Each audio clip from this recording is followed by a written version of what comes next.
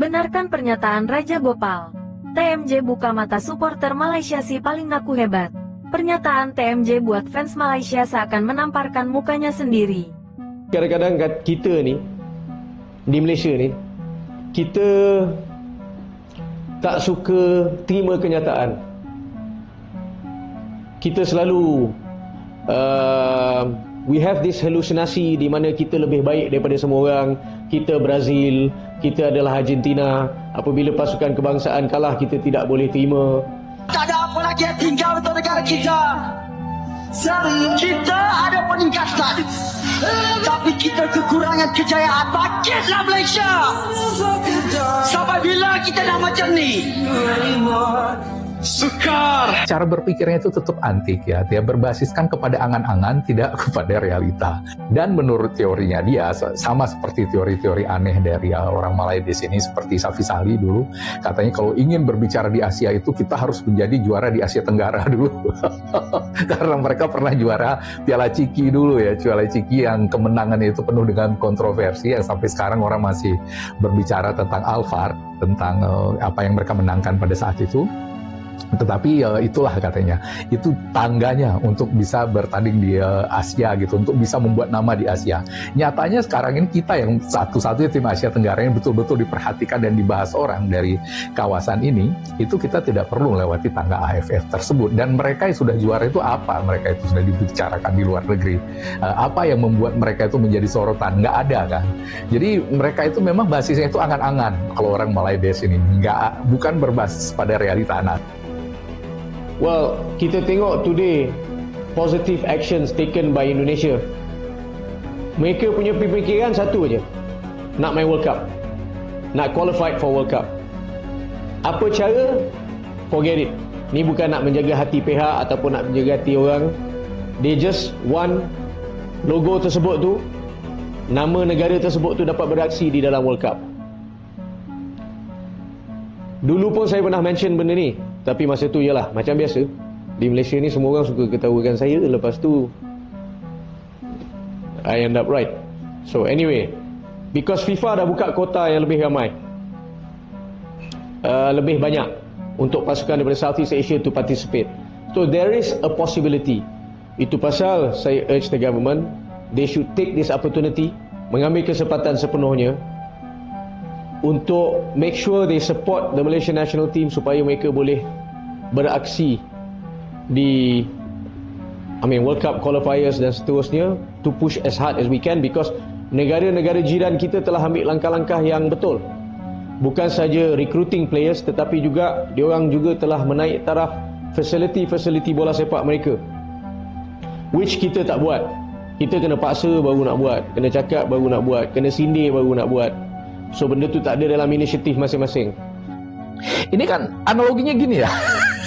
Malay di sini bilang kalau Indonesia itu bisa sukses dengan program naturalisasi pemain diaspora kita ini, itu mereka juga pasti bisa nanti kalau kita sukses begitu jadi dicontoh. Itu orang Malay di sini. Begitulah pola pikir mereka. Nah, jadi mereka ini ibaratnya ngelihat kita itu dapat Ragnar ya, dapat kemudian kemarin bisa Dean James, kita dapat Emil Audero gitu, kita dapat Oli Romney. Ya, mereka pikir mereka juga bisa kayak begitu. Jadi itu kan karena kita itu sudah punya potensi, punya orang-orangnya ya. Mereka itu punyanya siapa? Mas Dale, gagal gitu kan. Kemudian kemarin Josh Brownhill gitu. Itu di dalam hayalan, kita itu punya yang nyata.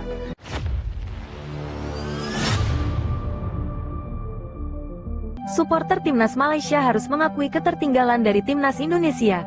Sepak bola di Asia Tenggara selalu menjadi topik yang penuh gairah, terutama ketika berbicara tentang rivalitas antara tim nasional, timnas Indonesia dan timnas Malaysia. Kedua negara memiliki sejarah panjang di dunia sepak bola, dengan dukungan fanatik yang selalu mendukung tim kesayangan mereka dengan sepenuh hati. Namun, dalam beberapa tahun terakhir, kenyataan di lapangan menunjukkan bahwa timnas Indonesia semakin melaju pesat, sementara timnas Malaysia justru tertinggal jauh. Fakta-fakta yang ada membuktikan bahwa timnas Indonesia telah mengalami perkembangan yang signifikan, baik dari segi infrastruktur, kualitas pemain, maupun manajemen tim. Hal ini menjadi bukti bahwa PSSI dan pemerintah Indonesia serius dalam membangun sepak bola nasional agar bisa bersaing di level internasional. Sebaliknya, Malaysia masih terjebak dalam permasalahan klasik yang menghambat kemajuan tim mereka. Pembangunan sepak bola Indonesia yang jauh lebih maju.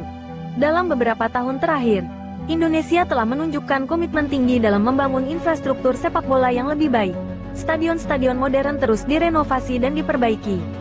Fasilitas pelatihan semakin berkualitas, serta investasi dalam akademi sepak bola meningkat pesat. Pemerintah dan PSSI juga bekerja keras untuk memastikan pengembangan sepak bola nasional berjalan sesuai dengan standar internasional. Misalnya Tuan Indonesia menjadi rumah Piala Dunia U17 FIFA 2023. Yang menunjukkan bahwa negara ini memiliki fasilitas yang sudah memenuhi standar FIFA. Bandingkan dengan Malaysia yang masih berkutat dengan isu stadion yang kurang representatif dan minimnya pelatihan usia muda yang kompetitif. Rekrutmen pemain naturalisasi yang lebih efektif. Salah satu strategi yang berhasil diterapkan oleh Timnas Indonesia adalah program naturalisasi yang lebih terarah. Jika Malaysia selama ini lebih banyak mengambil pemain naturalisasi yang telah berusia di atas 30 tahun dan mendekati akhir karir, Indonesia justru memilih pemain muda yang masih bisa berkembang dalam jangka panjang. Nama-nama seperti Jordi Amat, Sandy Walsh, Sain Patinama, dan Rafael Struijk adalah contoh bagaimana Indonesia melakukan naturalisasi dengan visi jangka panjang. Dengan demikian, mereka tidak hanya sekedar mengisi kekosongan di dalam tim, tetapi juga benar-benar memberikan dampak bagi perkembangan sepak bola Indonesia dalam beberapa tahun ke depan. Sebaliknya, Timnas Malaysia kerap mendapat kritik karena strategi naturalisasi mereka yang kurang efektif.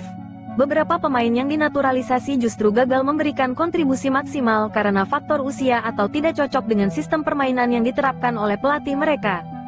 Prestasi di tingkat internasional. Jika melihat pencapaian dalam beberapa tahun terakhir, Indonesia jelas lebih unggul dibandingkan Malaysia.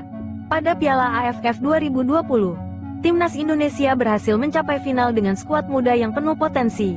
Sementara itu, Malaysia justru tersingkir di babak penyisihan grup setelah kalah dari Indonesia dengan skor telak 4-1. Lebih jauh lagi, Indonesia menunjukkan perkembangan signifikan di level Asia, terutama dalam kualifikasi Piala Asia dan Piala Dunia. Timnas Indonesia sukses lolos ke putaran final Piala Asia 2023 setelah menanti selama 16 tahun. Sedangkan Malaysia masih harus berjuang dengan performa yang naik turun. Pada kualifikasi Piala Dunia 2026, Indonesia kembali mencatatkan hasil positif dengan kemenangan-kemenangan penting, termasuk kemenangan impresif melawan tim-tim kuat Asia. Ini membuktikan bahwa sepak bola Indonesia telah mengalami transformasi besar dan tidak lagi hanya menjadi tim mediocre di Asia Tenggara. Mentalitas dan dukungan supporter. Salah satu faktor penting dalam keberhasilan Timnas Indonesia adalah dukungan luar biasa dari pendukung mereka. Supporter Indonesia tidak hanya memberikan dukungan di dalam negeri, tetapi juga hadir di berbagai stadion luar negeri ketika Timnas bermain di luar negeri. Sebaliknya, pendukung Malaysia justru sering memberikan tekanan berlebihan kepada tim mereka sendiri. Ketika menang, mereka dielu-elukan. Namun, ketika kalah, para pemain dan pelatih langsung menjadi sasaran kritik pedas, bahkan hingga di media sosial. Tekanan yang tidak sehat ini seringkali membuat pemain kehilangan rasa percaya diri dan sulit untuk berkembang. Di sisi lain, supporter Indonesia lebih banyak memberikan dukungan moral kepada pemain dan tim. Meskipun ada kritik yang membangun, ini menciptakan atmosfer yang lebih positif bagi Timnas Indonesia untuk terus berkembang. Kesimpulan, saatnya Malaysia mengakui ketertinggalan dengan semua fakta yang ada. Sudah saatnya supporter Timnas Malaysia mengakui bahwa mereka kini tertinggal jauh dari Indonesia dalam berbagai aspek sepak bola. Dari segi infrastruktur, strategi naturalisasi, prestasi, hingga dukungan supporter, Indonesia sudah berada di level yang lebih tinggi dibandingkan Malaysia. Namun, bukan berarti Malaysia tidak bisa mengejar ketertinggalan ini.